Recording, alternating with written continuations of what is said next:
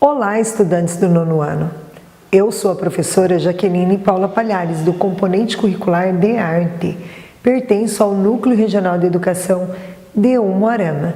E hoje eu vou apresentar a vocês um conteúdo muito legal e interessante.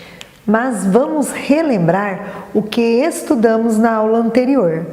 Na aula anterior, nós estudamos sobre a arte da primeira metade do século XX. Vocês lembram quais foram os períodos estudados? Isso, os períodos artísticos foram expressionismo, fauvismo, cubismo, surrealismo e abstracionismo. Muito bem!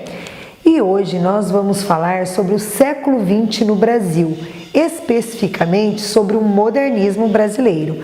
Eu apresento a vocês o cartaz e o catálogo feito por Di Cavalcanti em 1922. O objetivo da nossa aula hoje é conhecer e analisar o modernismo brasileiro, seu contexto histórico, algumas características, obras e artistas. Vamos à nossa aula? Para iniciarmos, vamos pensar por que o modernismo foi importante para a arte brasileira. Será que foi importante? Teve algum significado? Observem a obra A Mulher dos Cabelos Verdes, de 1915, da Anita Malfatti. Hoje essa obra não é tão diferente, mas naquele período chocou. O que acontecia no Brasil? Qual era o contexto histórico? Grandes mudanças sociais aconteciam. A industrialização e a produção industrial estavam em crescimento. Imigrantes vinham de vários lugares do mundo e traziam consigo as suas culturas. E por conta disso, houveram grandes transformações sociais. Os literários Oswald de Andrade, Mário de Andrade e Menotti Delpicchia faziam críticas nos jornais e eram grandes estudiosos da arte e também da literatura. Eles queriam para o Brasil uma nova arte, uma nova literatura, traçar novos caminhos.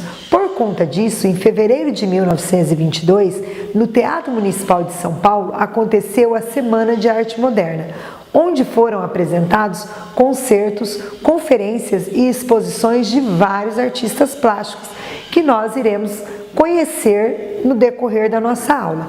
Nesse ano também, iria comemorar os 100 anos de independência do Brasil. Quais eram as características da arte e da literatura?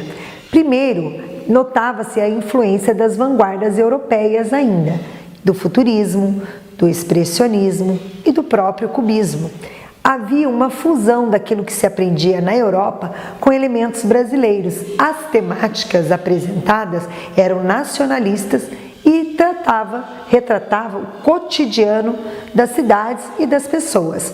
Havia uma preocupação com a valorização da identidade e da cultura brasileira. Tinha uma liberdade de expressão e na linguagem oral, ela não era tão formal, passou a ser coloquial. Mas como assim, professora? Vamos pensar formal. Eu estou estudando. De uma maneira coloquial, eu diria, eu estou estudando. Perceberam a diferença? Lazar Segal foi um artista desse período, porém, ele expôs no Brasil já com características expressionistas e modernistas, como nós vemos nessa obra Bananal de 1927. Ele revelava as técnicas modernistas e expressionistas, porém, por ele ser estrangeiro, ele não foi em nenhum momento criticado ou questionado sobre a arte que ele apresentava. Já a Anita Malfatti, uma artista brasileira, ela já havia exposto em 1914, só que as obras dela retratavam mais a arte europeia. Já em 1917, ela fez uma arte moderna, tipicamente brasileira. Na Semana de Arte Moderna, ela expôs 20 obras de arte. Quando Monteiro Lobato foi visitar a exposição que a Anita fazia, ele ficou chocado com aquilo que ela apresentava. Ele fez uma crítica chamada Paranoia ou Mistificação. Era um artigo que foi colocado no jornal.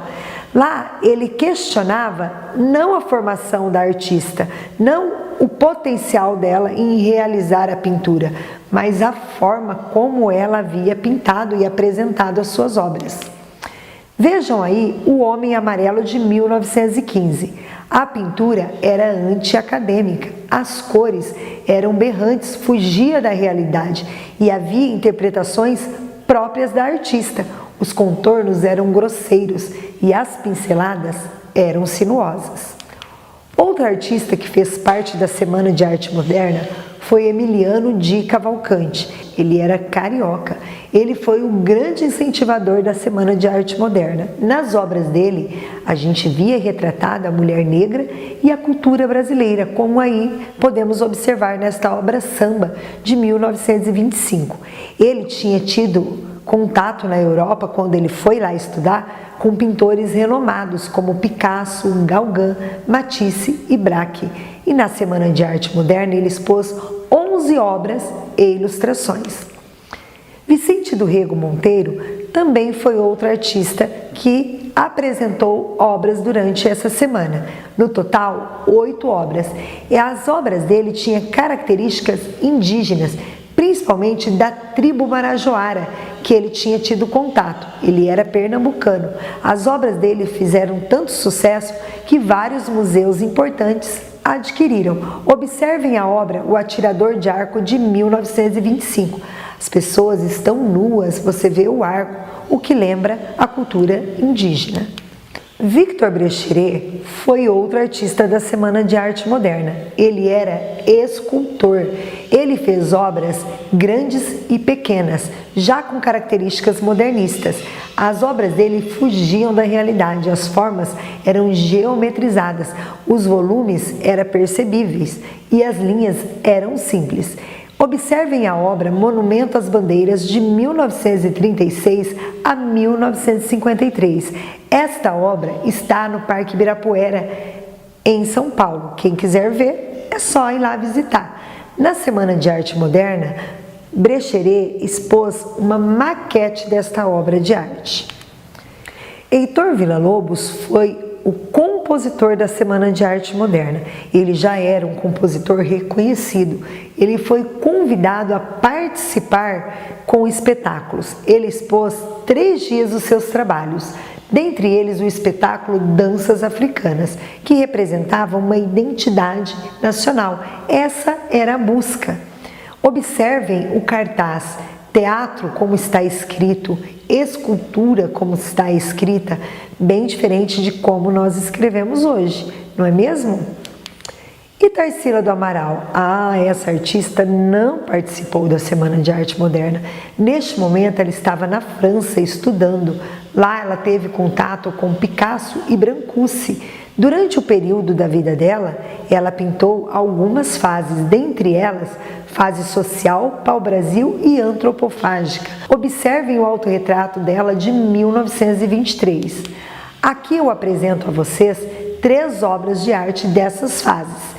Fase pau-brasil, O Mamoeiro, de 1925. Observem as cores, as formas, a monotonia da cidade retratada, e o mamão, que é uma fruta brasileira.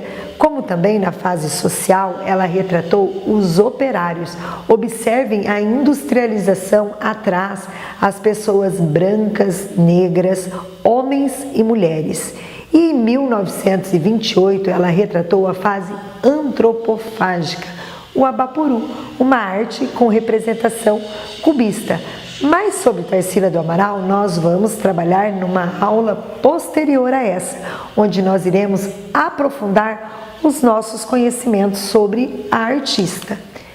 Para que você saiba mais na aula que vem, pesquise no dicionário o significado da palavra antropofagia.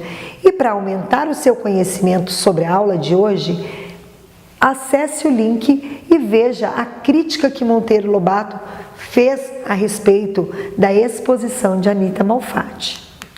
E agora nós vamos para a atividade Mão na Massa, onde você vai testar o seu conhecimento, aquilo que você aprendeu na aula de hoje. Aponte o seu celular para o QR Code ou acesse o link e vamos jogar. Vocês terão 25 minutos.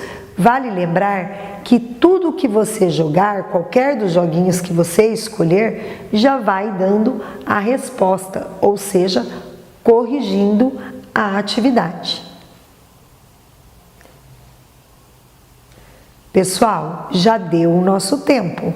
Então, hoje nós conhecemos e analisamos o modernismo brasileiro, o seu contexto histórico, algumas características, obras e artistas. E agora nós nos veremos na próxima aula. Até mais, pessoal!